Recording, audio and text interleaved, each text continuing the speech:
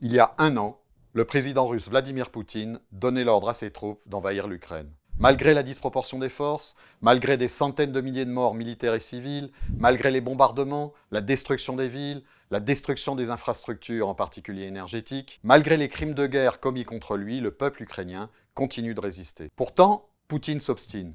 Il renvoie à la boucherie des dizaines de milliers de soldats de la Fédération de Russie, il prépare ses prochaines offensives, bref, il n'est pas question pour lui d'arrêter cette invasion contraire à tout droit international. Parmi les mouvements de gauche dans le monde, trop nombreux encore sont ceux qui tentent de relativiser la gravité de cette invasion par des provocations des États-Unis, de l'OTAN ou des Ukrainiens eux-mêmes. C'est une erreur lourde de conséquences, dans laquelle ne doivent pas tomber celles et ceux qui poursuivent une logique émancipatrice pour l'humanité. Il est injuste et illusoire de croire qu'une paix peut se faire sur le dos des Ukrainiens pour résoudre ce qui serait avant tout un conflit interimpérialiste. Pour les Ukrainiens et les Ukrainiennes, il s'agit d'une lutte de libération nationale et démocratique. Poutine est entré en guerre dans sa logique d'ancien agent des services de sécurité, devenu autocrate impérialiste, qui veut reconstruire l'ancien empire colonial de la Russie pour asseoir son pouvoir. Il a publiquement annoncé et répété qu'il veut mettre fin à l'Ukraine comme État indépendant. L'ensemble de la société ukrainienne se lève